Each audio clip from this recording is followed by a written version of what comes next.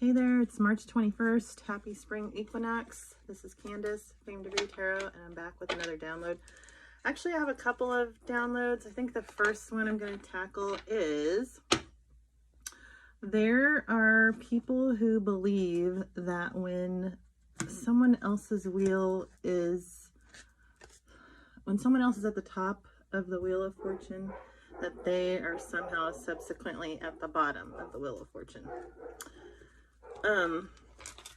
Before I get into it, I just want to remind viewers that tarot is non-gender specific. We can be talking male or female unless it is, my dogs are going ham upstairs, so I apologize if you can hear them barking.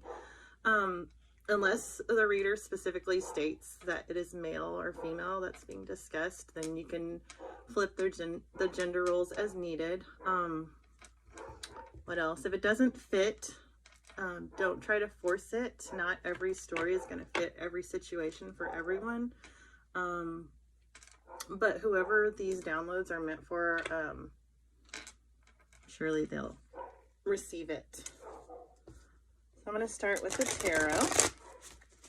So the message I got was, you know, specifically that there are people out there that honestly believe that, well, that if you're on top of the wheel, they're on the bottom. But the other part of the download is that is fictitious. There's literally no way possible for two people or a group of people to be attached to one another that way.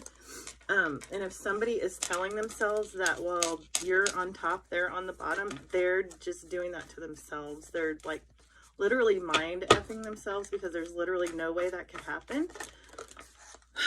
A Page of Cups flew out as the first card. I say there's literally no way that could happen, but that's not entirely truthful. I guess one way that that could happen is if somebody binds themselves to you using black magic. So if they're thinking that way, it's because they did something. They did something to make it that way. They did something to bind your energy to theirs. And so in that case, if you are on the rise, it would only make sense that they would be on the bottom. But that is not the natural order of things. So you don't have to be bound to that. I'm going to light some incense. That goes against our free will as individuals. And that's what magic does. Magic, when someone's doing black magic on you, it removes your ability to walk through life utilizing your own free will. So this was a Page of Cups who did that. Pages are, in the world of tarot, the children of the tarot. So this could be a young person, a younger person than you, or just somebody I won't say not very wise, but in a way not very wise, because they still have a lot left to learn about life. Let's see what else is going to come out. Yeah, the Six of Pentacles. So they're trying to balance their lives by attaching to somebody else who they thought was more abundant. This is a group of people with Three of Wands. A group that planned this out. But let's see what else is going on. What's currently going on with this binding of one's free will that has a group of people thinking that they are on the bottom of the wheel because someone else is on the top? Ten of Swords. So that is a betrayal. So this must be somebody who was maybe once a friend of this person who they bound. Yeah, the Ace of Cups came out in reverse. We got another page energy, Page of Swords. So a lot of page energy coming out. This is the Hanged Man in reverse. And Judgment also in reverse.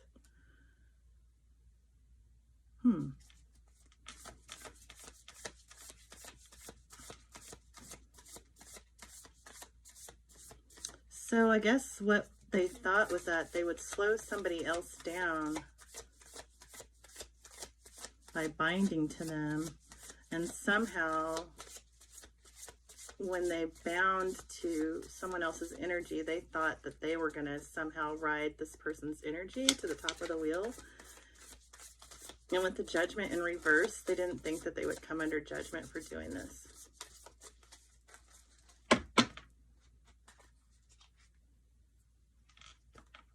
Yeah, the Chariot's in reverse to the Two of Pentacles.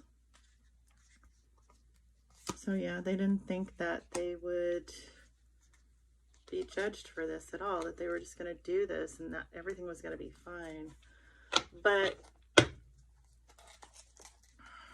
this is not reality. This is an illusion. This is what happens when you try to bind yourself to someone else's energy. Like, that person might not be experiencing anything of what you're saying at all. They're probably not. They're, life is going great for them. They're, doing whatever, just living their life. And you're sitting here miserable, having a pity party because you thought that you were going to attach to their Seven of Cups, their options. But then the universe said no, with Temperance being here.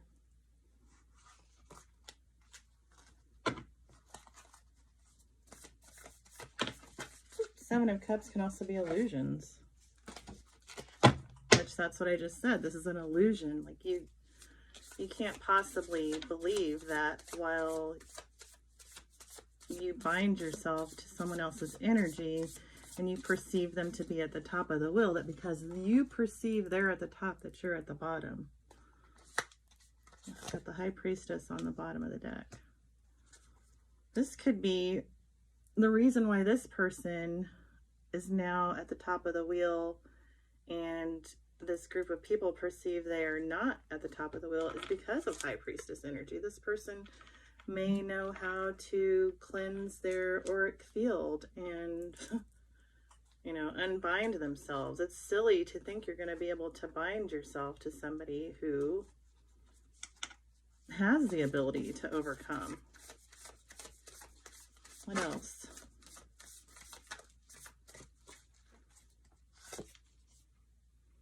The Ten of Pentacles. The ability to overcome and get to their Ten of Pentacles while you are on the wheel. While you are on the wheel, because that's where you wanted to be. That is the reality that was established when somebody decided to bind their energy to someone else who is a magician who knows how to overcome. And I'm wondering, at what point did they recognize that this person was a magician and was going to be able to overcome and get out of whatever this binding situation was. I'm going to pull some Sacred Geometry Oracle and see what messages come out. Discernment on the bottom of the deck. This says, the frequency of discernment supports our ability to view the world and people around us from a place of inner balance and detachment, yet with compassion and wisdom.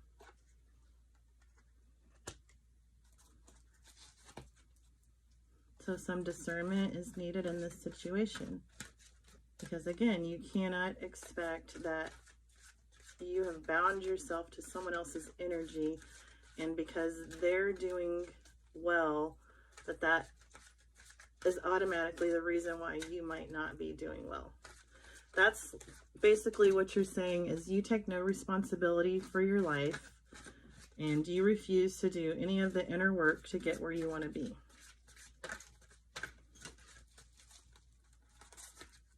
Let's see what the Sacred Geometry has to say.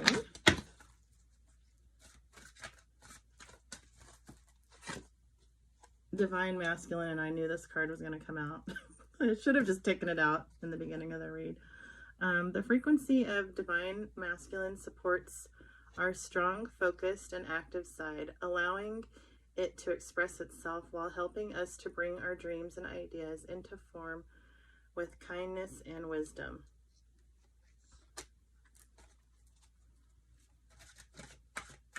What else? One more card from this deck.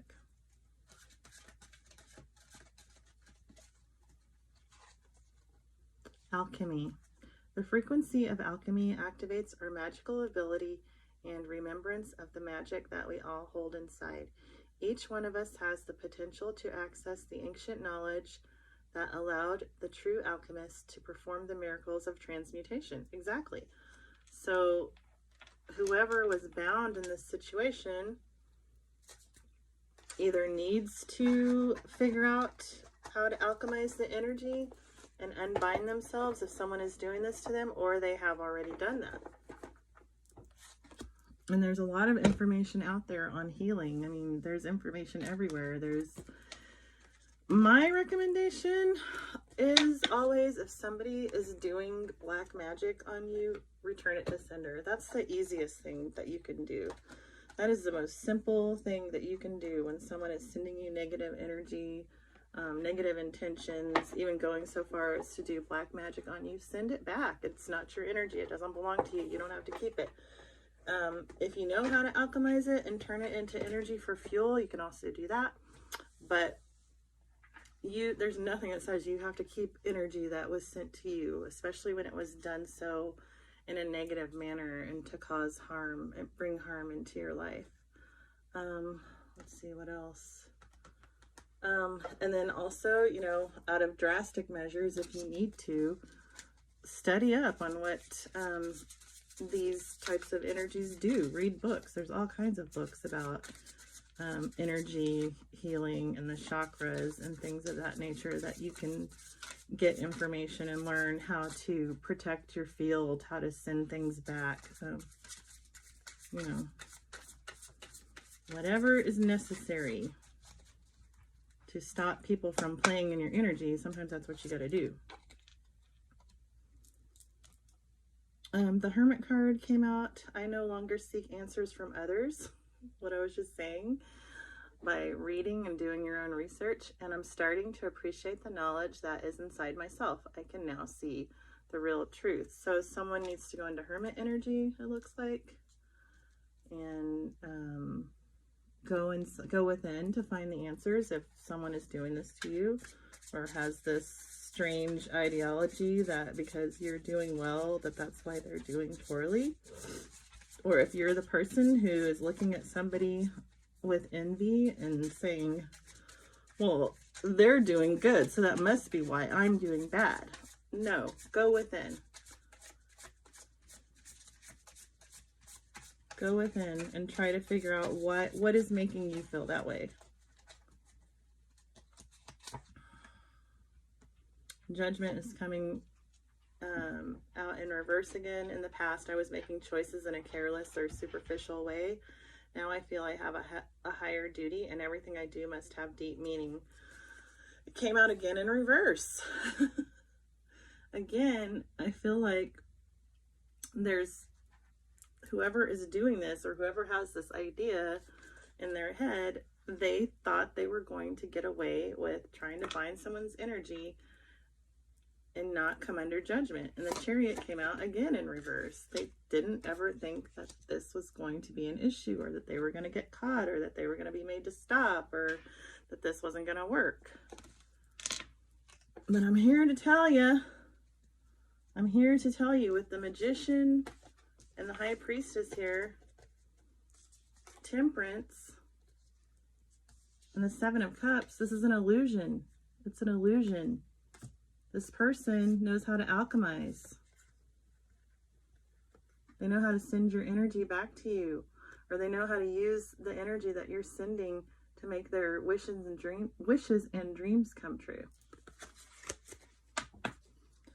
That was a short reading. I'm just going to leave it right there. I'll be back with another one soon, and thanks for watching.